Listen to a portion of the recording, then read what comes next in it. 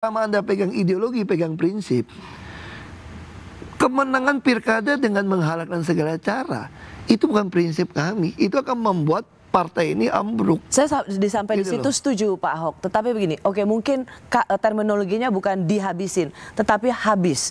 Kenapa? Karena memegang prinsip penting, punya komitmen pada prinsip-prinsip politik penting. Tapi selama ini PDIP dalam banyak sekali pembicaraan di pilkada-pilkada ini dianggap sombong, tidak mau terbuka terhadap koalisi, sehingga ya lama-lama memang tidak punya calon-calon yang dianggap bisa memenangkan daerah-daerah kantong untuk pilkada nanti. Pertanyaan saya memang, apakah memang Pak Ahok tidak perlu ada introspeksi di PD Perjuangan? Jangan lagi mencerminkan sebagai partai yang sombong, partai yang tidak mau bekerja sama dengan partai lain. Ya itu kan persepsi ya, secara elit ya. Siapa bilang PDIP nggak kerjasama dengan partai lain? Bahkan di beberapa daerah juga bisa mendukung yang calon-calon partai lain kok. Ada beberapa daerah udah kerjasama dengan Gerindra, bahkan ada daerah yang kami mendukung calonnya PSI loh. Dari bupati yang ada, wakil bupati, orang PSI mau naik, PDIP juga bisa mendukung. Jadi sebetulnya kita melihat orangnya, kan kita pegang prinsip kan.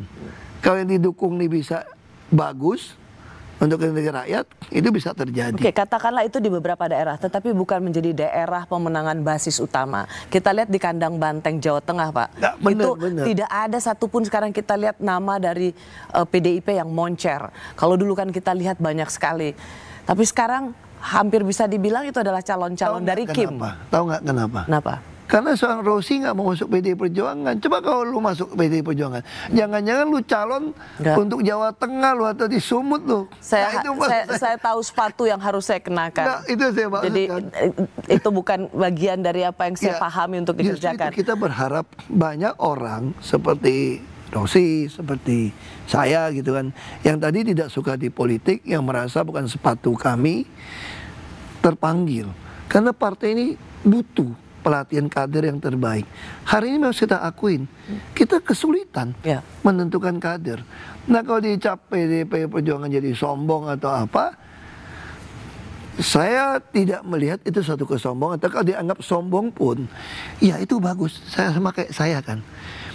Situasi sekarang dibilang dihabisi, tanda kutip, nanti PDIP Perjuangan DPRD tingkat 2-nya meningkat tuh. Artinya bahwa ini masih oke relatif ya. Nah kalau dianggap sombong pun saya kira mungkin bagian dari suatu proses. Orang kalau menang terus 1, 2, 3 kan menang terus kan, kita menang terus nih kan, kan masih menang. Gimana bilang mau habisin? Kalau 2029 kami kalah baru Anda bilang dihabisin. Kalau cuma pilkada, buat saya sih santai saja. Yang menang juga belum tentu tidak masuk penjara loh. Ya santai aja kan. Kan berubah kan. Nah yang penting kalau dianggap kami sombong, ya kami akan terima. Sama seperti saya waktu masuk dalam tahanan. Saya mengakui saya sombong. Nah dengan melalui peristiwa demi peristiwa seperti saat ini, satu keuntungan buat kami sebetulnya. Kami menyadari nih, harus introspeksi diri, harus memperbaiki. Itu yang Ibu Mega selalu sampaikan. Bung Karno lakukan tuh bonding sama rakyat. Hari ini kita terlalu jauh sama rakyat miskin yang membutuhkan pertolongan gitu loh. Kita tuh kayak ada batas. Nah ini yang harus kita kembali.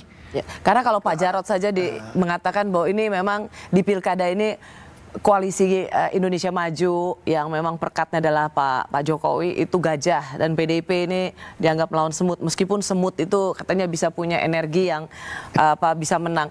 Meskipun juga kalau kita lihat secara realitas di lapangan, kita melihat bahwa tadi sedikit sekali calon-calon dari PDI Perjuangan. Yang dimaksud Pak Jarod dengan semut, kami PDI Perjuangan itu selalu menggunakan asas gotong royong. Ini loh sebetulnya. Jadi kita waktu menghadapi siapapun kita mesti gotong royong nih. Nah ini sesuatu yang kadang-kadang orang suka salah tangkap ya. Kadang-kadang saya suka bilang, saya modern, saya orang korerik tuh, saya mulai paham. Saya ngomong terlalu cepat, terlalu keras. Jadi orang tuh suka salah nangkap tuh. Ya, dikira marah-marah. Terus sombong, marah-marah. Mas sekarang aku ngomong lebih pelan kan? Betul, berubah banget. Karena di rumah istri, kau kencengin, dikira saya marah, ternyata enggak kan? Nah lama-lama saya mulai tahu. Makanya saya bersyukur dia ada rem. Nah, untuk yang ngingetin Pak Ahok. Nah, itu bagus sekali Pak Ahok memberikan semacam case dari Pak Ahok bahwa sekarang nggak mau marah-marah lagi. Ini PDIP itu juga dianggap sering sekali mengeluarkan narasi-narasi yang misalnya Pak Jarod Saiful mengatakan hanya di Presiden Pak Jokowi yang anak mantu yang diusung untuk jadi wakil presiden, kemudian di pilkada nanti sebentar lagi cucu. Apakah memang PDIP melihat narasi-narasi yang terus menyerang Pak Jokowi itu sebagai narasi yang efektif? Nah, secara politik ya, kalau kita pakai ilmu politik, kata orang, ini pelajaran politik. Kalau orang yang popularitasnya begitu tinggi, kamu serang, kamu rugi. Persis. Pendukungnya itu akan mencari segala cara untuk membela. Dan kamu dibenci. Tapi sebagai partai pelopor, partai kader, kami dilatih untuk menyatakan kebenaran, keadilan, satu proses toh. Apapun risikonya. Itu tadi. Jadi istilah gini ya, ada satu kalimat yang saya suka gitu loh. Dulu kan orang suka bilang gitu, daripada mengutuki kegelapan, lebih baik kita nyalakan satu lilin kecil gitu loh. Nah, hari ini kadang-kadang kita tuh sebagai manusiawi lah, manusia banget, lihat kekuatan besar, ada kegelapan, misal gitu ya, kita tuh takut nyalain itu lilin gitu loh.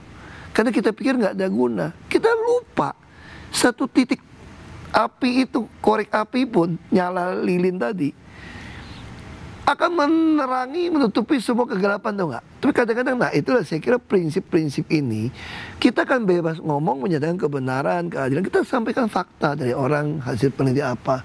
Kita nggak boleh takut. Kalau PDI Perjuangan sudah nggak berani dengan kebenaran, pasti partai ini akan bangkrut, hilang. Cuman tidak, sudah nggak berprinsip. Apakah itu tidak menjadi resiko bahwa PDIP nanti dianggap tidak move on karena kalah pilpres, jadi masih seperti nyinyir dan terus menyerang yang menang? Ya, dalam dunia politik apalagi sekarang banyak orang membolak-balikan, apapun bisa terjadi. Kita minum ini juga orang bisa ngomong macam-macam. Kalau orang nggak suka nih, bisa aja bilang, oh Rosi ngundang Ahok, ngapain ngundang Ahok datang? Ini mah mau teman sama dia nih, tetap dituduh juga. Betul? Orang juga ngarapin, mudah-mudahan Ahok kepleset ngomong nih, bisa kayak gitu loh. Jadi semua orang bisa. Tapi bagi saya, kita nggak usah pusingin apa kata orang lah.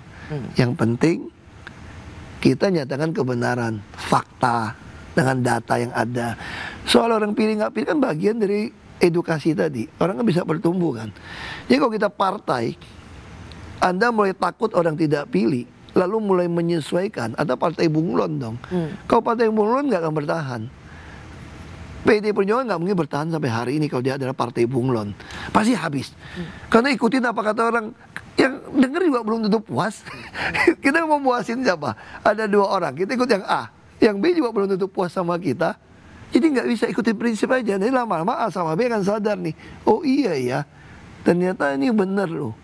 Daripada kita jadi bunglon, dan katanya nggak ada pendusta di dunia yang jenius, karena dia kan lupa. Kan malu kan? Jadi keluarga malu kan, daripada ngomong ini, kalau gini kan malu gitu kan. Nah lebih baik kita ngomong dari nurani, pikiran, paling ketahuan agak bodoh saja. Kok kamu bilang ini teh, padahal udah jelas air putih, karena pengetahuannya nggak sampai. Pak Ahok gitu.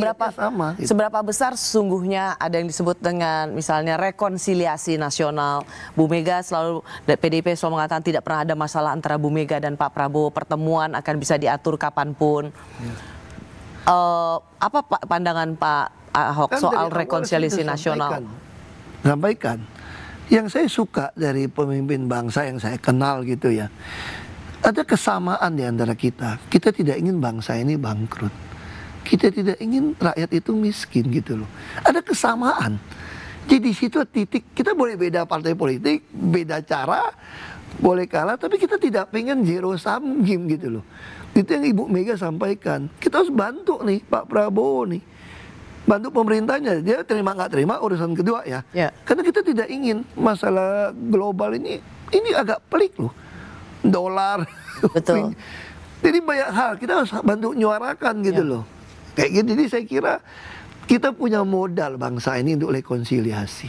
Bayangin ada zaman Bung Karno ya. Sorry Pak Ahok, kalau begitu seberapa besar juga peluang, misalnya apapun namanya, pertemuan rekonsiliasi antara Pak Jokowi dan Bu Mega misalnya? Saya kira secara manusia semua bisa saja terjadi kan. Tapi ada beberapa prinsip yang mungkin kita mesti lihat prinsipnya mana dulu gitu loh. Mau terima masukan atau enggak saya nggak tahu. Tapi secara kalau saya lihat dari Bu Mega, saya tanya kan dulu, Bu, kenapa Bung Karno dulu nggak mau fight aja? Kan kalau saya baca-baca sejarah kan, Auri semua masih backup gitu loh. Polisi, pelopor semua siap gitu. Kenapa kita takut hadapin gitu kan? Ade juga nggak mungkin semua sama gitu misalnya gitu. Terus kata Bapak itu, dia nggak mau bangsa ini pecah. Jadi kita ini punya hati. Ya kalau memang saya harus jadi korban pun untuk kebaikan ini kita terima. Lalu saya tanya sama ibu, kok waktu ibu jadi berkuasa kok nggak pernah pikir keluarga Soeharto atau bisnisnya segala macam konglomerat yang itu dihabisi gitu kayak dulu gitu kan. Ibu bilang, Bapak saya sebelum meninggal pesan tidak boleh kekuasaan itu kayak pulung ya. Memang Tuhan yang kasih. Kalau Tuhan udah kasih pada si ini ya kita ya jangan nggak terima, karena Pak Harto bisa jadi presiden pun atas seizin Allah kan. Ya. Jadi siapa yang sudah ditetapkan sebagai presiden, kita harus itu artinya sudah jaga ditetapkan bangsa ini. Pak Ahok, kalau tadi Pak Ahok sempat bilang kita juga harus bisa membantu presiden. Betul, itu yang maksud.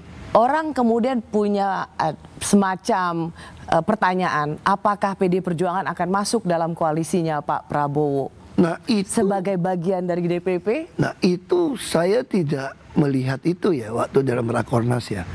Jadi pengertian ibu itu membantu itu bukan berarti harus di dalam pemerintahan. Kita membantu betul-betul ingin menjaga. Kita nggak ada satupun yang pengen negara ini bangkrut kan. Nggak ada satupun pengen rakyat ini miskin. Makanya ibu punya konsep, kita harus bantu. Jadi siapapun jadi presiden bukan musuh. Bukan kita pengennya habisin loh biar nanti 5 tahun lagi kita nikmatin gitu loh. Nah, syukur-syukur mereka mau terima. Kalau mereka nggak mau terima saran masukan dari kami, ya tentu rakyat akan menilai sendiri. Pada giliran nanti kalau bukan Anda yang diusung, apakah ada kekecewaan?